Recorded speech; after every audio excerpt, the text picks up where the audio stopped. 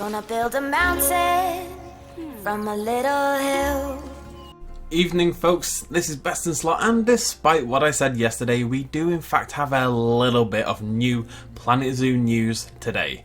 That's thanks to PC Gamer, who have released their magazine for the month, and Planet Zoo has a front and centre position, as you can tell by this rather huge and rather odd looking lion face. It just looks weird to me, I don't really know why. We didn't learn a ton of new news this week in all honesty. A lot of the PC Gamer article had already actually been posted the other week when Planet Zoo was announced. Instead, what they've done is supplement the original article with a little guide on how to properly run a zoo, which does include a little bit of new information, and B, more excitingly perhaps, a bunch of new, never before seen screenshots. Now, there are no new animals in these screenshots. I really want to stop saying the word new, unfortunately, but they are definitely worth a look. We're kind of scrambling for whatever we can find at the moment. Everything you're about to see I personally pulled from the magazine by running it through a PC-based Android emulator. So let's cover A first. The article gives us 5 points on how to run a good zoo. Some of this is a little out of context, but we should be able to make it all make sense. Feel free to pause the video to read these, but I'm just going to sum them up instead of directly quoting. First up is obvious enough, but a nice confirmation that our terrain tools will include at least grass, sand, rocks, and yes, more types of terrain than that. Snow at least seems like a given we've seen a snow terrain already. Number 2 stresses the importance of paths, not only for letting your guests efficiently explore your park, but allowing your zookeepers easy access to your various exhibits. This at least hints at some form of zookeeper management as well, perhaps a return to the zonal management kind of system established in previous zoo games. Third up mentions needing entertainment for guests. Nothing exciting there really, kind of what we'd expect.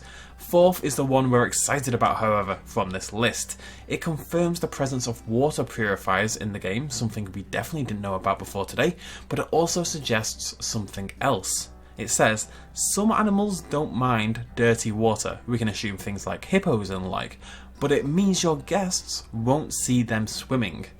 Now we're pretty sure we have water of variable depths in Planet Zoo, i.e. you can make pools that are really deep for your animals to swim in, or you can make them shallow enough that they can just kind of stomp around and do their thing.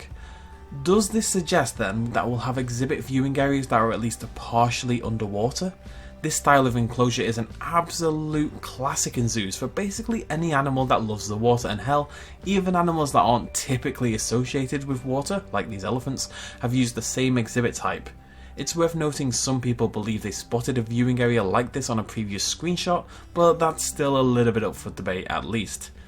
Still, it's an exciting idea. I know I would love swimming and deep water to be an integral part of our exhibit design. Just having varied behaviours is really important, and having to keep that water clean is just an extra level of management really, which is actually really appreciated. The final note makes reference to the little steam trains you'll be able to transport your guests around in, and apparently, according to a different article, customised. I think it may just be the colours, but I think they will be a little customisable. These are basically the equivalent of the monorails in Planet Coaster and Jurassic World Evolution. Now, whilst that's it for new information really, as I say, the main bulk of the article has been online for a while and we've already covered all of the information in it in previous videos. It did, however, also come with a bunch of new screenshots, so let's take a look at these one by one. I've posted all of these on the Planet Zoo section of my own Discord, which is linked down below if you want to check those out for yourself. Anyways, just a little shameless self-plug there. We've got 4 shots here, so let's go in order from least exciting, and I'm very, very sorry, Mr. and Mrs. Elephant. You are the least exciting. There's just not that much to be gained from this first screenshot. It's certainly nice to get another view of the elephant as well as a closer view of the feeding tray that's sitting behind it though. In all honesty, I'm not sure what this feeding tray is meant to be containing. I'm pretty sure it's a feeder. It has the same circular design with that slight cage over the top that we've seen already before. But the multicoloured balls are just a little bit odd. The low resolution definitely doesn't help, and this could simply be a collection of different fruits, and a quick Google doesn't really suggest otherwise, but it'll be interesting to see if different foods confer different benefits to your animals. Elephants typically eat hay in zoos and stuff like that. Fruit just doesn't actually have that much nutritional advantage to them. It's more like a treat, something they get to enjoy when they've been good, basically. And that could certainly play into animal enrichment. That'd be interesting. Next up in our other somewhat less exciting shot is another set of zebras. 4 of them this time, though the 4th is very difficult to spot all the way in the distance. What this does show nicely is not only the herding mechanic kind of working together a little bit, but the genetic differences between the zebras via their coat and their striping. If you look at the areas I've highlighted, you can see how the one on the left has the stripe kind of split into 2 before it rejoins, whereas the one on the right has no such effect. It's no big deal in reality, but it's a nice display of the randomization. Third up, we're moving back to our grizzly bears.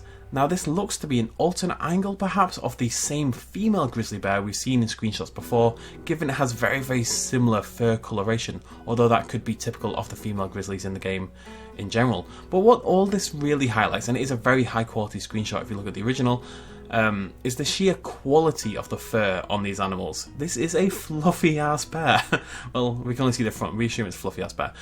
And I can't wait to see what this looks like when it's actually moving, when the fur is catching on the morning light or the blood of the children. Anyway, the point is, the bear looks cool.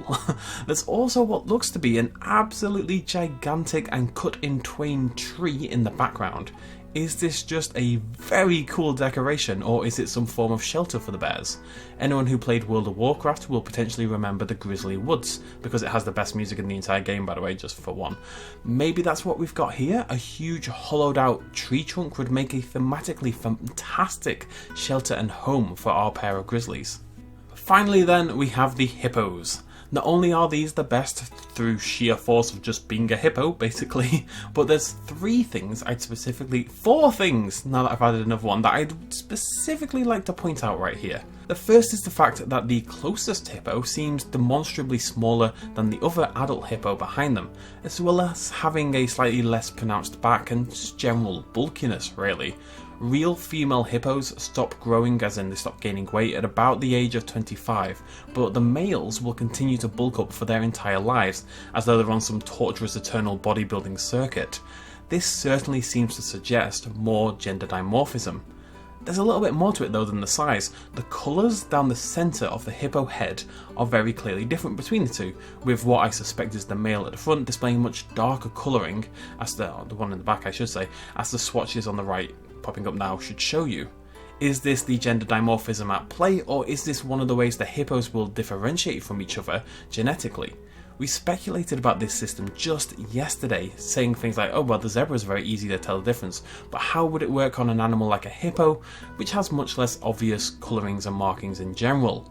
This could be our first sign of that system in play. Maybe it will indeed affect every single animal in the game, to different levels admittedly, but maybe that randomization is going to be there on every single animal. Finally, to penultimately close out the video I should say, we shall focus on the most important bit, looking at the far end of our hippo screenshot, hiding away in the corner. Yes, that tiny, pudgy, adorable little thing is a baby hippo. I don't really have anything to say on it. I just love the hippos, and I plan to breed thousands of them and unleash them in a massive death ball anyways. It's adorable, okay? Even if we only see the booty end of it, you know, it can be adorable just for its booty. Baby hippos are literally like the cutest animals on the entire planet. So, I'm really hoping that they nail the... A problem a lot of games have is that when they bring in a baby animal, what they really do is they shrink down the adult animals and they just, you know, say, here you go, this is a baby. But a lot of baby animals, of course, have very different features. Now, we've already seen with the baby lions that they do look very different from the adult counterparts, which gives me hope, because baby hippos don't really look like adult hippos. They've got much more scrunched up features. The features kind of scrunched up together, but they're much bigger, those big wide eyes, and they're absolutely heartbreakingly adorable.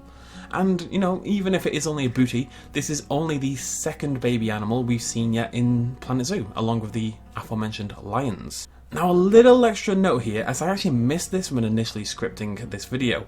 Towards the back of the hippo exhibit just contains so much, but towards the back of the hippo exhibit you can see some relatively deep looking water, and what appears to be glass cut into a brick wall. That seems to at the very least heavily suggest underwater viewing. You can watch your hippo swim. It was mentioned earlier in this video that if your water's too dirty, your guests won't be able to see your hippos or your animals swim. So surely they should be able to see them swim in total, right? They should have a way of viewing the animals underwater, and this would seem to support that. That would be really, really cool. Now, this could instead be a gate or something, but it looks like glass to me. And there's 2 of these panels, which again, I would say suggests glass. Even if what's behind the glass doesn't necessarily look like it reflects what should be behind the glass, it is worth remembering that this game will contain one-way glass, as in your guests will be able to look into your exhibits, but your animals won't be able to look out. That keeps their privacy, it keeps your animals happier, and it keeps your guests happier at the same time. So maybe that is what we're looking at here. Who knows?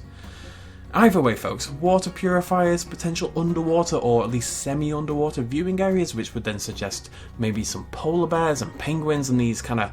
I personally don't think we're going to get full-on aquatic animals at release. I don't think we're going to get whales and dolphins and stuff like that. But I would be surprised if we don't get some of those more semi-aquatic ones that I've just mentioned.